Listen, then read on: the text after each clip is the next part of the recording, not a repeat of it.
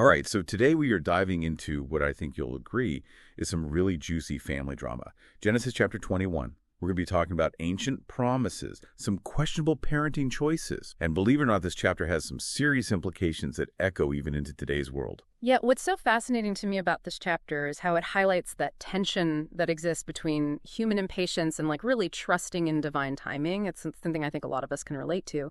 And we're dealing with some familiar faces in this chapter: Abraham, Sarah, their son Isaac. But we can't forget about Hagar and her son Ishmael. There's a lot of history there that adds another whole layer of complexity to this story. Yeah, it's a blended family, to put it mildly. So for those who maybe haven't cracked open a Bible in a while, let's do a quick recap. God promised Abraham that he would have more descendants than stars in the sky. Talking about an ambitious family reunion, right? But time passes, and Sarah remains childless, and they decide to take matters into their own hands. Hagar, who was Sarah's servant, enters the picture, and Ishmael is born. And it's years later that God fulfills that promise directly to Sarah, and Isaac is born. So you can imagine the tension in that household. Two sons, both technically Abraham's heirs, but one born from human planning and the other through a miraculous promise from God. Yeah, talk about an awkward family dinner. But, it's Sarah's reaction to all of this that I find so fascinating. First, she literally laughs when God tells her that she's going to have a child at her age. Like, yeah, right? Is this a joke? Kind of laughter? What do you think about that reaction? Oh, I think it's such a human reaction. The study we're looking at points to this as a classic example of our very limited human understanding kind of bumping up against God's perfect timing. We laugh because we can't fathom how something that seems impossible could actually happen. And this isn't the only time Sarah laughs. Isaac is born. Right. And once again, Sarah laughs. This time, though, it's out of pure joy. It really just underscores this idea that God's plans don't always unfold on our timetable, but they do unfold. Yeah. Sometimes in ways that we never could have even imagined. And then just to complicate matters even more, you have Ishmael, who's now a teenager. Yeah. And his interactions with Isaac, they go beyond your typical sibling rivalry. Right. Like, the city uses a very strong word here, mocking, to describe his behavior. What do you make of that choice of words? That's a great question, and that's where I think this study really digs deep into the text. It's suggesting that this mocking, it's about so much more than just kids being kids. It's being presented as this clash between human effort represented by Ishmael and divine promise, which is embodied by Isaac. Do you remember Hagar's attitude earlier in the story? Total resentment. Even contempt towards Sarah when she found out she was going to have Isaac. Exactly. And the study argues that this mocking from Ishmael is like a reflection of that same spirit echoing down through the generations. It's almost as though the tension and the hurt caused by human action are being played out in the next generation. So now we're getting into some deep theological territory. But here's the thing that I keep coming back to. Even with all of this drama, God doesn't disown Ishmael. He reassures Abraham that both sons will become great nations. And that's such an important point. God promises blessings for both of them. But the study highlights a really subtle distinction in language that I think is really important. When referring to Ishmael, God calls him the boy, not my son. It's a small difference, but it's potentially significant, don't you think? Oh, absolutely. I mean, it seems like a small detail, but those can often reveal a lot. It makes you wonder what the writers were trying to convey there. And this is where the study gets really, really intriguing. It suggests that difference in language underscores the distinct origin stories of these two sons. And according to the study, it's actually a key factor in understanding the historical and theological weight behind the ongoing conflict between Islam, which traces its lineage back to Ishmael, and Judaism, which comes from Isaac's line. Okay, so now we're talking about some seriously deep-rooted history here. It's like those family gatherings where everyone's trying to be civil on the surface, but you can just feel that tension bubbling beneath. What do you make of this connection that this study is drawing? It's definitely complex. It's sensitive. And I want to be very clear with you, our listener. We're not here to take sides or to say one belief is right over another. We are on a journey of understanding. And this study provides one lens through which we can view this complex history. It's about grappling with the depth and the weight of these claims, which, by the way, are still hotly debated by scholars today. Yeah, absolutely. So basically, even thousands of years ago, family drama was a thing. Yeah. And those choices had ripple effects that lasted for generations. It really makes you think about the choices that we're making today, right? Absolutely. Makes you think about how often our own choices, especially when we're trying to force things instead of trusting in a greater plan. Those choices can have unintended consequences that ripple outward and not just affect us, but future generations as well. Okay, wow. That's definitely something to think about. So what happens next in this saga? Mm. Because I have a feeling things don't exactly wrap up with everyone singing Kumbaya around a campfire. No kumbaya moments here. In fact, things are about to get even more intense. Sarah, still wrestling with all that tension we talked about, tells Abraham to send Hagar and Ishmael away. Oh, wow. Can you imagine being told to, like, pack up and leave your home, your entire life behind, and into the desert, no less? That's harsh. Yeah, it's a really stark picture of exile for sure. And the study even points out that this exile, it wasn't completely out of the blue. You might recall that this was actually foreshadowed earlier by God himself. But what's really striking is that even in this exile, even when things seem at their absolute bleakest, God's presence is still very much at work.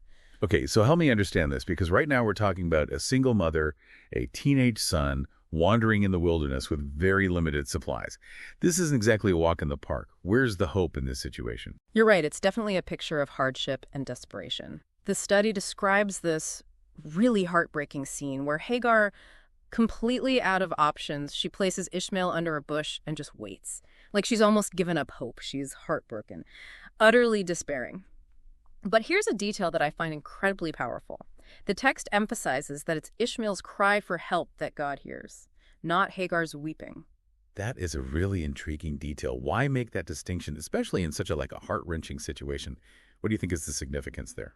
It's subtle, but it's so powerful. This study suggests that while Hagar is facing the consequences of her earlier actions, her resentment, her contempt, God's promise to Abraham regarding Ishmael, it still stands. It's like God is saying, even though you strayed from the path, my love and my commitment to my promise extend to your son. It's a reminder that sometimes, even when we make mistakes, even when we try to force things on our own timeline, God's grace can still be working through those messy situations. Those ripples of consequence that you were talking about earlier, sometimes they lead to unexpected shores of grace as well. Exactly. And I think it's a really powerful reminder for all of us, wouldn't you say? Absolutely. I mean, we often underestimate the far-reaching impact of both our choices and God's unwavering grace. So tell me what happens to Hagar and Ishmael. Did they get a happy ending?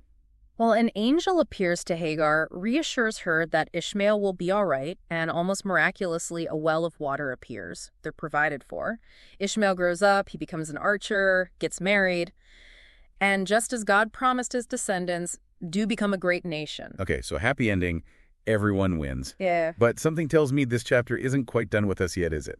You're right, there's more to uncover here. Remember that underlying tension we've been talking about? Well, that's still very much a part of the story. But before we get into those implications, there's another really important event that happens in this chapter. One that might seem like a side note, but it's actually incredibly significant. Okay, lay it on me. What other drama does Genesis have in store for us? Well, this one's less about family drama and more about international relations. Remember King Abimelech? He makes a reappearance. Oh, him. I was wondering when he was going to pop back into the story. Didn't he and Abraham have that whole awkward encounter a few chapters back when Sarah was almost taken into Abimelech's household? It's All a bit fuzzy for me, I have to admit. You're thinking of the right story. And it's interesting you use the word awkward because that's exactly the kind of situation where diplomacy becomes essential. And that's exactly what happens here. Abimelech, he approaches Abraham and acknowledges that God is with you. It's almost as if he's saying, look, I see that your God is powerful, so let's establish some clear boundaries here. And with that, they create a treaty. They settle a dispute about a well. And to commemorate this agreement, Abraham plants a tamarisk tree. They even give the place a name, Beersheba, which means well of the oath. That's like, here's a treaty.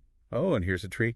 Water the tree, keep the peace. But it does feel significant. What's the deal with the tamarisk tree? Well, you know how we love to dig deeper into these seemingly small details? This is where the study we're looking at gets really fascinating. It suggests that this specific type of tree, the tamarisk, has layers of meaning embedded within it. It's not just a random tree. It symbolizes a spiritual boundary, and even more powerfully, a commitment to teaching others, even when surrounded by people with different beliefs. Remember, Abraham was living in Philistine territory, a culture with its own distinct gods and religious practices. Yeah, so he's in the middle of this different culture, a different faith system. Yeah. And he plants this tree, this symbol of his own beliefs, right there for everyone to see. It's a bold move.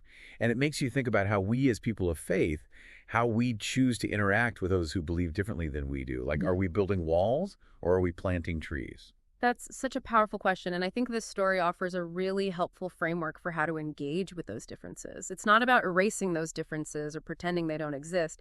It's about finding ways to coexist, to engage in dialogue, and yes, even to learn from one another. Okay, I am hooked. Tell me more about this idea of the tamarisk tree as a symbol of dialogue and understanding.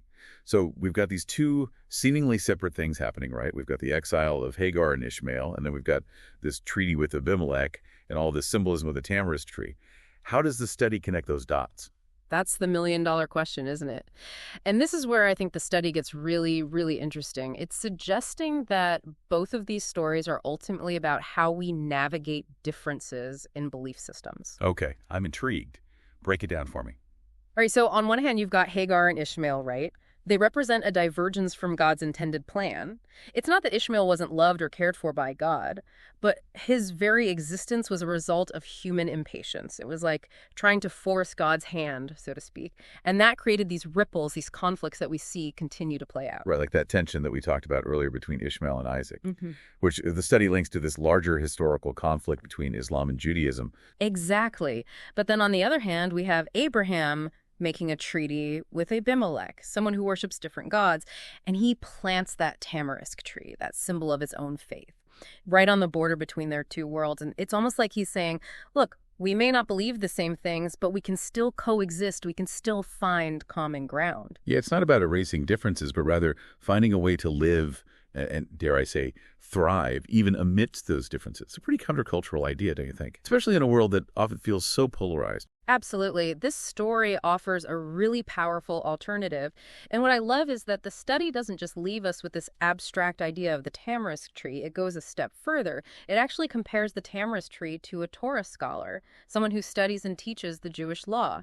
It's suggesting that Abraham, by planting that tree, was creating a space for dialogue and understanding, a place where his beliefs could be shared, even amidst those who might not agree with them. I don't know about you, but that image of Abraham planting that tree, it really resonates with me. It's like he's saying, I'm not here to force my beliefs on you, but I am here to engage in conversation to build bridges of understanding. It's such a powerful image. And, it makes me think about the importance of listening in those conversations. Not just waiting for our turn to speak, but really, really trying to understand where the other person is coming from, even if we don't agree with them. Absolutely. It's about cultivating empathy right alongside our own convictions. That's such a great point. So to our listeners, we'll leave you with this thought. What are the tamarisk trees in your life? Who are those people, those places, even those ideas that have helped you to bridge differences and find common ground with those who see the world a little differently than you do? Think about it.